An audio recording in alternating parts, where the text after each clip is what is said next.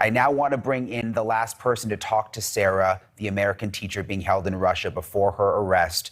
We're going to stay on this story. Her name is Anita Martinez. I told you we were going to stay on it last night, Anita, and we're happy to have you back tonight. Tell me the latest today, because I know you again contacted a human rights activist in Russia trying to get some information or movement on what's happening. What's the latest you've heard? I was told that they were going to attempt to make contact with her today, where she's being held.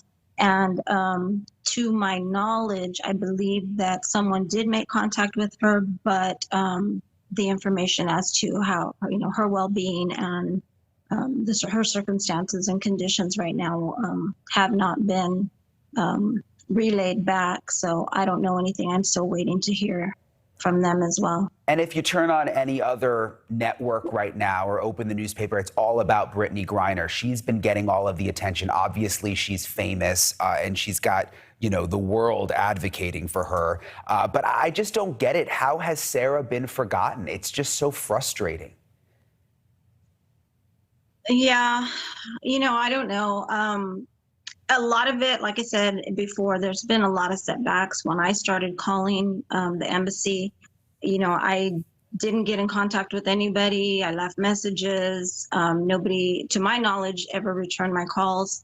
But then, the pandemic hit and then the war with Ukraine, and it was just one setback after another. So there was a number of things that delayed this response that she's getting now and the attention that she's getting now, but I've been trying. Yeah, what's amazing is, when we first started talking to you yesterday, I mean, it's literally you against the world, it feels like. It's just been you for so long, fighting for your friend. Again, you've got these high-profile people who get celebrities and all sorts of people, but it's just you, doing this fight. I really hope the media attention helps. Anita, I want to read a part of a letter that Sarah wrote to a family member that we were able to get a copy of that sort of explains part of the situation she's in. In the letter, part of it says, tell Ada to call the embassy in Washington, D.C. and let them know an American citizen is in a Russian jail. And to this date, no one from the American embassy in Moscow has come to see me. That letter was dated from February 7th. We know she went into jail in December. So she was there for 2 months without an embassy visit after they're the ones who told her to go to the airport and she ended up getting arrested.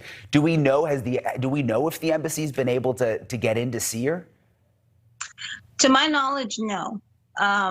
I know what you know as far as their response that you read yesterday, and that's as far as I know. I think the human rights activists have been the only ones who have actually had any contact with her, to my knowledge. What about her family? Have you been in touch with them at all? I have not. I don't know them, so I can't speak on their behalf at all. I don't even think I think they live in another state, so I really don't have much contact with anybody. So there was a time when she was first arrested, obviously, when they claimed that she beat up her Russian boyfriend, who clearly was the abusive one based on all the pictures that we've seen, where she called you and left you a voicemail. I want to play that voicemail because it's just so heartbreaking. Let's take a listen. It's my last breath. I want you to know. I loved you. You always take care of me. You always take care of my cats.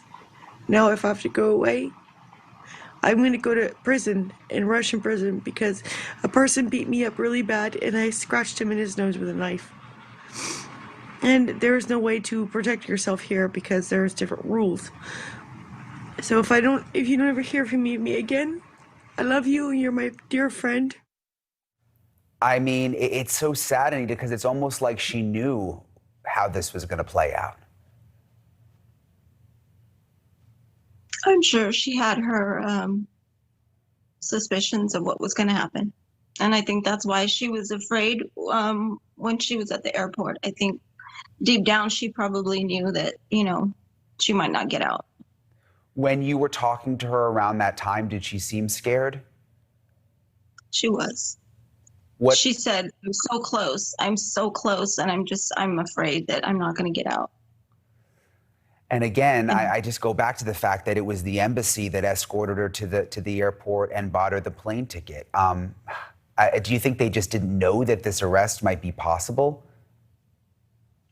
You know, I can't assume or make any kind of, judgment on that. I think that they were trying to do what they could to help her. They may or may not have known of her. Anita Martinez, sorry we lost you for a quick second there, but thank you so much for coming on. We will stay in touch. We'll be in communication with you, and we won't let this story go away. And listen, the story's got to get out there because, again, a lot of other people getting attention, which isn't a bad thing. Famous people in Russia that have been jailed, but Sarah's story needs to get out there too because she's got no attention for the last 8 months. So thanks for coming on with us tonight, Anita. Thank you so much. Thank you.